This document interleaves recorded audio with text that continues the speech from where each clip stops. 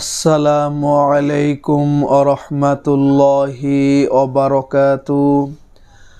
আপনারা দেখছেন মফিদি মিডিয়া, সাথে আছি আমি মনসুরুল হক মফিদি।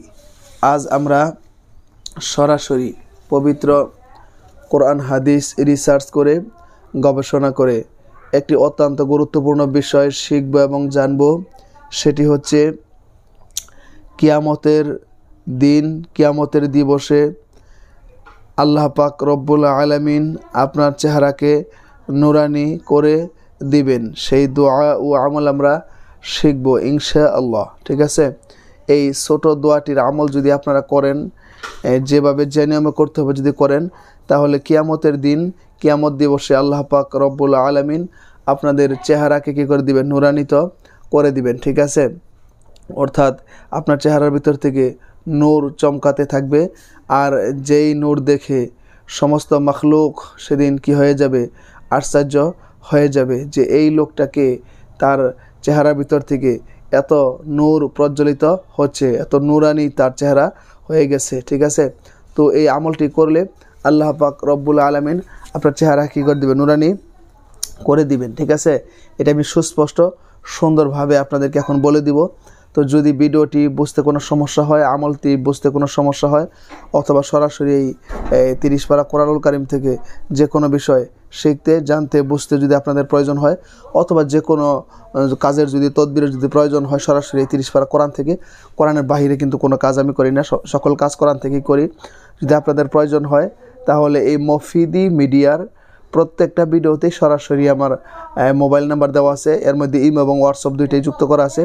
চাইলে আপনি ভাই হিসেবে কিংবা বন্ধু হিসেবে অথবা আপনার যে কোনো আপনজন হিসেবে আপনি আপনার মনের কথাটা আমাকে জানাতে পারেন ইনশাআল্লাহ। ঠিক আছে, তো আসুন আমরা এখন বিষয়টি খুব সহজেই শিখে নেই। সেটি হচ্ছে যে আমরা সবাই কিন্তু চাই যে কিয়ামত দিবসে আল্লাহ তাআলা আমাদেরকে ক্ষমা করে দেখ, আল্লাহ তাআলা আমাদেরকে মাফ করে দেখ এবং আমাদের চেহারাটাকে আল্লাহ তাআলা নুরানি করে দেখ। ঠিক আছে, তো যারা চাই, তো সেই জন্য আমাদের এই আমলটি অবশ্যই করতে হবে। ঠিক আছে, আমলটি আপনারা কীভাবে করবেন সেটি হচ্ছে, তাই আমলটি আপনাকে করতে হবে এই প্রত্যেক এই ফরজ নামাজের পরে, অর্থাৎ 5 ওয়াক্ত আমরা যে সলাত আদায় করি, নামাজ পড়ি, এই প্রত্যেক ওয়াক্তেরই কিন্তু ফরজ নামাজ রয়েছে। ঠিক আছে, এই প্রত্যেক ওয়াক্ত ফরজ নামাজের পরে যে নিম্নের যে আয়াতটি, যেই দোয়াটি আমি এখন আপনাদেরকে আমি শিখিয়ে দিব, এই আয়াতটি, এই দোয়াটি আপনারা 11 বার করে করবেন, পাঠ করবেন। ঠিক আছে, তবে একটা কথা মনে রাখবেন, এই যে কোনো কোরআনী আমল করতে বা ইসলামী আমল করতে গেলে আপনাকে এই প্রথম এবং শেষে 2 জায়গায় দরুদ শরীফ পাঠ করাটা এটা অনেক ভালো, এটা আমল কবুল হওয়ার জন্য অনেকটাই সহযোগী। ঠিক আছে, তো আমলটা আপনার খুব তাড়াতাড়ি, খুব দ্রুত কবুল হবে। সেই জন্য প্রথমে 3 বার দরুদ শরীফ পড়বেন, পরে আপনি এই দোয়াটা 11 বার পড়বেন, এরপরে আবার লাস্টে 3 বার কী করবেন? দরুদ শরীফ পাঠ করবেন। ঠিক আছে, পাঠ করে আপনি আল্লাহ তাআলার কাছে, অর্থাৎ যদি এই বিষয় ছাড়া অন্যান্য বিষয় নিয়েও যদি দোয়া করেন, তো আল্লাহ তাআলা সেই বিষয়টাও কিন্তু আপনার কবুল করবে। তাছাড়া কিয়ামতের দিন অবশ্যই আমলটা করলে আল্লাহ তাআলা আপনার চেহারাকে নুরানিত করে দিবেন। তো আসুন এখন দোয়াটি কি, 11 বার পড়বেন, পড়ার পরে 11 বার দোয়াটি পড়ার পরে শেষে আবার 3 বার দরুদ শরীফ পাঠ করে আপনারা হাতের আঙ্গুলে কী করবেন?